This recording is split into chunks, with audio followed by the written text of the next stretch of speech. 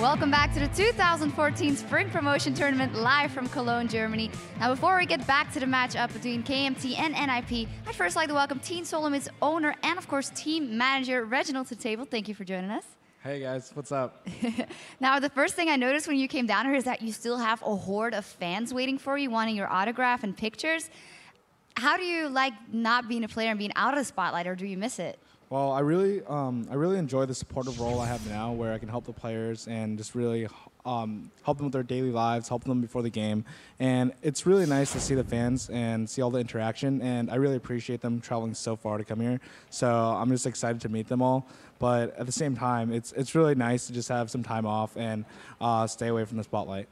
Can you tell me maybe a little more how your day-to-day has changed from going to being a pro player and practicing all day to going to taking care of pro players in essence? Yeah, so it's a huge change, but at the same time, the essentials are still there. For example, I'm more of a supportive role now, so like I would help the players on an individual basis way more, and it's a lot less of a whole team meeting. So I would be talking to players by themselves with like weekly meetings, making sure people are performing, making sure everyone's just really motivated and working hard.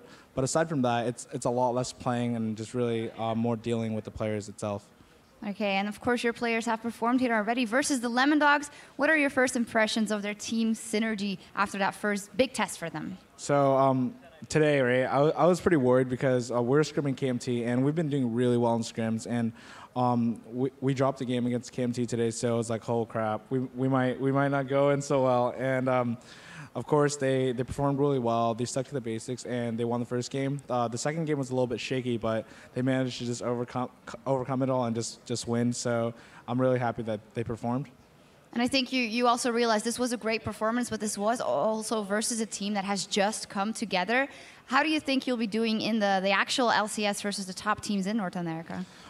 It's really hard to say right now because it's the initial phase, right? Everyone has just came off from their break, and they've been relaxing for the last couple of months. But we started practicing as soon as possible once Bjergsen flew in. So it's hard to say, but based on our scrims right now, we're worried about Cloud9. They've always been a force to be reckoned with. So I think that they're the only threat in NA right now. But who knows? In a month or two, any team can just really outperform each other.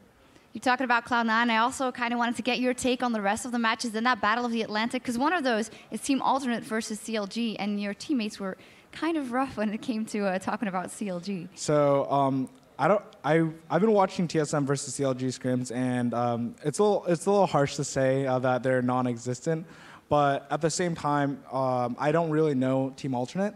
But I do feel like CLG will take that match, mainly because Alternate is a new team compared to CLG, and CLG has played in many international tournaments. Whereas I feel like Alternate's a good team, but once they travel to the United States, they're not going to be used to the daily, weekly LCS matches. It's a totally different atmosphere where you're traveling 12 hours and you're not used to the food you eat, you're not used to the place you sleep, and you're going to be playing against a team that has that experience. But at the same time, I do watch EU LCS, and I think Alternate's a great team. I think CLG has the potential there, so I think that it can go either way. All right, you talk about the EU LCS. Of course, here we have two teams that are battling to get into that LCS or re-qualify. And you said you scrimmed KMT. How do you think this next matchup is going to go? Because KMT very convincingly won that game one. So, I mean, KMT is just playing solid right now, and based on the way NIP was playing, I think they were playing scared. We were talking about it in the commentator room, and one team has nothing to lose. They're playing aggressive. They're just playing to win, mainly because they haven't had that LCS spot, so they're not scared to lose it. But NIP's playing like they're scared. They're playing like they're scared to lose that spot, and it's really dangerous because once you fall into that mindset, it's really hard to break out of it. So I don't think NIP will win if they fall behind this early game. Okay, well, that would be very interesting to see how that develops. Thank you very much, Reginald, for coming down and talking.